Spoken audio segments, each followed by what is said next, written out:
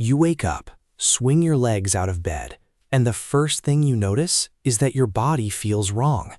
Not painful, not broken, just too heavy. Your feet hit the floor with a dull thud. Your knees bend more than they should. When you try to stand, your body argues back. You are not sick. You are not dreaming. Overnight, without warning, Earth's gravity has become 50% stronger. You are not floating away. You are not being crushed flat. But everything you own, everything you built, and every living thing outside your window has just become heavier. And the strangest part is, the world still looks normal. For now. The first reveal is almost funny. You are not weaker. The world is just asking more from every muscle.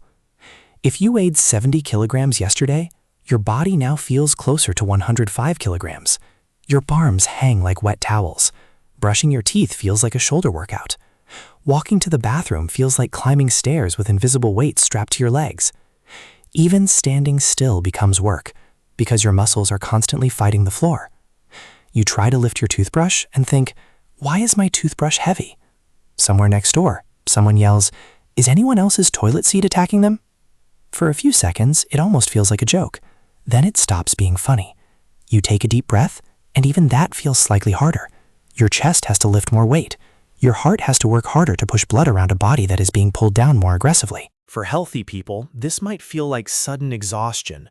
For older people, injured people, babies, and anyone with heart or breathing problems, the new gravity becomes dangerous fast. Not instant death, more like the entire planet woke up inside a stress test. Your phone starts buzzing, emergency alerts, news reports, confused messages from friends. People are fainting, falling, getting injured, calling ambulances. The world has not ended, but everyone can feel that something fundamental has changed. Outside, the city looks normal for about 3 seconds. Then you notice everyone is walking strangely. People lean forward. Kids drag their school bags like anchors. A man tries to jog across the street and immediately regrets being athletic. Someone jumps over a puddle and achieves the most pathetic jump in human history. The puddle wins. Falls are worse now, because when you hit the ground hits back harder. A small trip becomes a serious injury. A staircase becomes a challenge. Carrying groceries becomes a personal battle between you and physics. And gravity does not care how confident you were yesterday.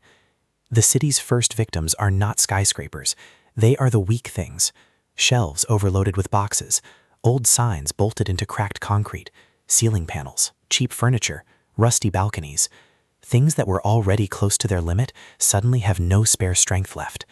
A grocery shelf bends like a tired noodle. A street sign drops onto a parked scooter. A construction worker looks up at a crane and slowly takes 3 very heavy steps backward. Most modern buildings do not instantly fall down because engineers already design with safety margins. But safety margins are not magic shields. A building is a deal between concrete, steel, weight, wind, age, and gravity. And gravity just changed the contract. Old structures crack first. Weak bridges sag. Parking garages complain. Rooftop water tanks press harder into the columns below them. Every elevator cable, every beam, every support is now carrying a world that got heavier without permission. Then machines begin to notice. Cars still drive, but tires press harder into the road. Suspension systems dip. Brakes heat up faster. Trucks that were legal yesterday are suddenly overloaded today. Elevators move slower or stop completely. Construction cranes lose lifting capacity.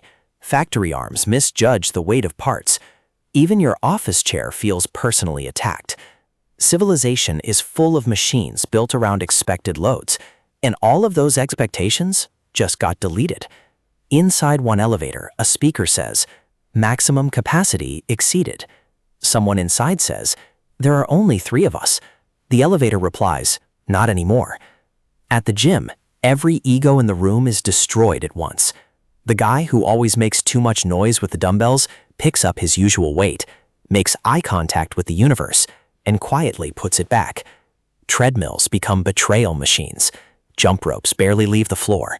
Basketball players discover that dunking is now a historical event. Athletes are not useless, but records collapse overnight.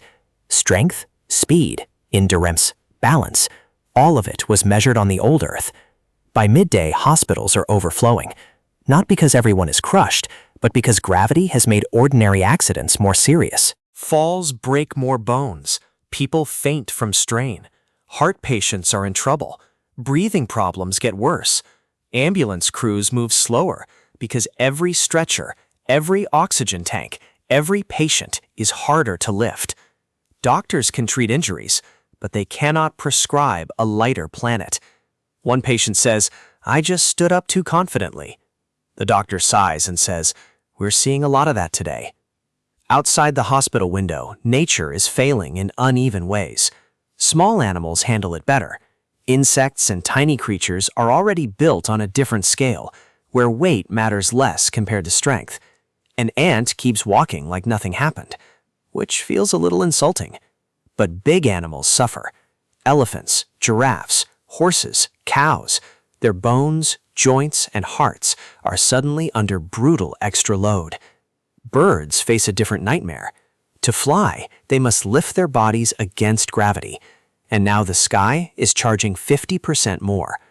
Pigeons flap, struggle, and give up. A child points and asks, "Why are the birds walking?" A parent says, "Maybe flying got expensive." At the airport, the runway becomes a question mark. Planes are designed to lift a certain weight at a certain speed with a certain amount of fuel. Suddenly, every plane effectively weighs 50% more. Takeoff distances grow. Landing impacts get harsher. Fuel calculations become nightmares. Some aircraft cannot safely leave the ground at all.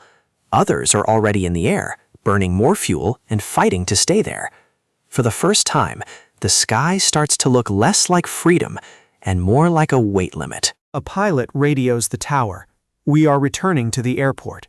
The tower asks, "Reason?" The pilot answers, "The planet changed the rules." Then the camera pulls back to the coast. The ocean does not leap into the sky or vanish, but stronger gravity pulls water tighter toward Earth. Waves behave differently. Pressure increases with depth. Sea life in the deep ocean already lives under crushing pressure, but the balance changes. The atmosphere is pulled tighter too. Air becomes slightly more compressed near the surface. Weather patterns, winds, and storms would begin adjusting to a planet where up is harder and down is hungrier. You stand near the coast and take a breath. Even the air feels heavier. Your friend says, "Great, now breathing has terms and conditions." And above all of this, the moon is still there. It would not instantly crash into Earth. Space is not that dramatic on day one. But gravity is also the language Earth uses to talk to the moon. Change Earth's pull, and over time, the moon's orbit could be disturbed. Tides could shift. Coastlines could face new patterns of flooding and retreat. The disaster is not one giant explosion. It is 1,000 systems recalculating at once, from your knees to the ocean to the night sky. By the end of the first day, civilization has not ended, but it has slowed. Schools close. Workplaces send people home, then realize home has stairs. Delivery trucks carry less. Construction stops. Flights are grounded. Hospitals ration energy and space. Engineers inspect bridges. Farmers worry about livestock. Every plan made yesterday was written for old gravity, and now every plan has a hidden mistake inside it. On a video call, your boss asks, "Can everyone still come in tomorrow?" Everyone says no. One person says, "I am currently trapped under my standing desk." And this is the real reveal. Gravity is not just the thing that makes objects fall. It is the hidden setting underneath everything. Your skeleton grew under it. Your muscles learned it. Birds evolved around it. Buildings were engineered for it. Elevators were tested against it. Cars, bridges, planes, oceans, lungs, hearts, trees, shelves, cranes, all of them quietly assumed gravity would stay the same. Change that number by just 50%, and the world does not instantly disappear. It becomes misdesigned. That night, you sit on the floor because chairs feel too ambitious. Outside, the city is quieter. Fewer cars, no planes, birds sleeping low in the trees. Your phone still works, the lights are still on. Humanity is still here. but every step feels negotiated, every breath feels borrowed, and for the first time, the ground beneath you does not feel ordinary. It feels like a promise. One invisible number, holding still so the rest of the world can pretend it was never fragile.